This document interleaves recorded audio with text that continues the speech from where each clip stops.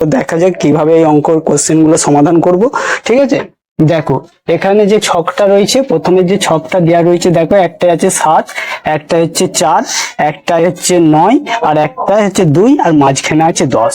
ঠিক এরম ভাব করে তিনটে দেওয়া রয়েছে।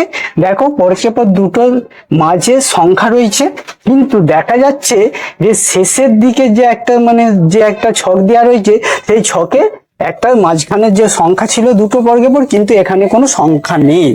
এই সংখ্যাগুলো এখানে যে সংখ্যাটা কত হবে, এখানে অপশন এ তে দেওয়া আছে 28, অপশন বি তে দেওয়া রয়েছে 24, অপশন সি তে দেওয়া রয়েছে 25, এবং অপশন ডি তে দেওয়া রয়েছে 11।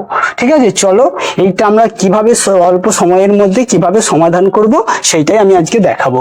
ঠিক আছে, চলো দেখো এখানে দেওয়া রয়েছে 7 আর এখানে 4, এদের যদি কণাকণি গুণ করি তাহলে কত হচ্ছে, দেখো 7 ইন্টু 4, 4 7 28 গুণ করলুম। এইটার সাথে এইটার যদি আমি কণাকণি গুণ করি তাহলে দেখো 9 ইন্টু 2 সমান 9 দুগুণে 18। এবার দেখো এদের যদি বিয়োগ করি, বিয়োগ ফল হবে 10। তাহলে দেখো মাঝের যে অংশটা ছিল, মাঝের যে সংখ্যাটা সেইটা মিলে যাচ্ছে। বুঝতে পারলে, এখানে মাঝের অংশটা সংখ্যাটা মিলে যাচ্ছে। তারপরে সেম যদি এরকম প্রসেসে এইটাও করি, দেখো 15 ইন্টু 5, এইটার সাথে এটা গুণ করছি, 5 15 75 হলো, আবার এইটার সাথে গুণ করছি 3 18 54, 18 ইন্টু 3 সমান 3 18 54।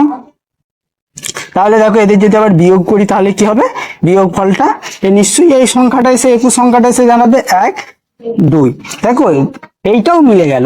তাহলে আমি এইটাকে কিভাবে মিলাবো, ঠিক সেম পজিশনে আমি যেমন এই দুটো অঙ্ককে যেমন ভাবে করেছি, ঠিক এই ধারের যে জিজ্ঞাসা চিহ্ন স্থানে কি বসবে, ঠিক এরকম ভাবে করে আমি অঙ্কটা সমাধান করব।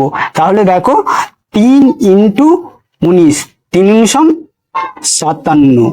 ঠিক আছে, এখানে 16 দুগুণে 32, 16 ইন্টু 2 সমান 32।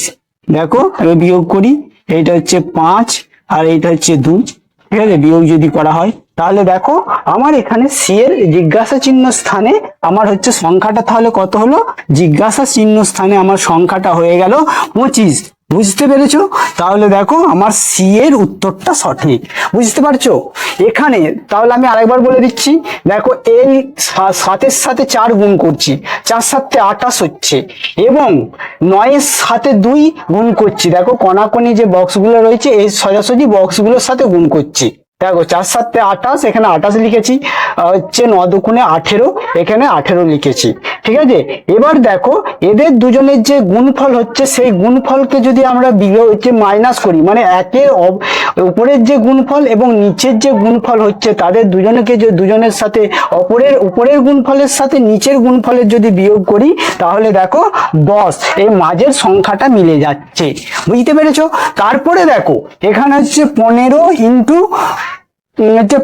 5, তাহলে 5 15 75। ঠিক আছে, তাহলে উপরের সংখ্যার গুণফল হচ্ছে 75। ঠিক আছে, এবং এই যে নিচের যে দুটো পরকে পরে যে গুণ করছি 3 18 54। দেখো তাহলে দেখো উপরের যে গুণফল সেটা হচ্ছে 75 এবং নিচের যে সংখ্যাগুলির গুণফল সেটা হচ্ছে 54, এবং এদের যদি বিয়োগ করা হয় তাহলে দেখো এই মাঝের সংখ্যাটা মিলে যাচ্ছে। তারপরে দেখো এখানে রয়েছে উপরের সংখ্যা 3-এর সাথে 19, 3 19 57 গুণ করেছি, এই সংখ্যাটার সাথে এই সংখ্যা গুণ করার পরে দেখো 57 হচ্ছে, আর 16-এর সাথে 2 গুণ করে হচ্ছে 32। তাহলে এদের যে বিয়োগফল মানে অন্তর, উপরের সংখ্যাগুলির গুণফল এবং নিচের সংখ্যাগুলির বিয়োগ হচ্ছে গুণফলের বিয়োগ মানে ডিফারেন্স, সেটাই হচ্ছে এই 25। কারণ দেখো এখানে 3 57 আর 16 দুগুণে 32। তাহলে এই দেখো এই এদের 32 হচ্ছে, 57 থেকে 32 বিয়োগ করলে পড়ে থাকলো 25। দেখো মাঝের যে জিজ্ঞাসা চিহ্ন ছিল সেই জিজ্ঞাসা চিহ্ন স্থানটাতে অঙ্কটা হচ্ছে, যে সংখ্যাটা হবে সেটা হচ্ছে 25। বুঝতে পারলে? চলো এর পরবর্তী অঙ্কটা দেখি, 2-এর অঙ্কটা।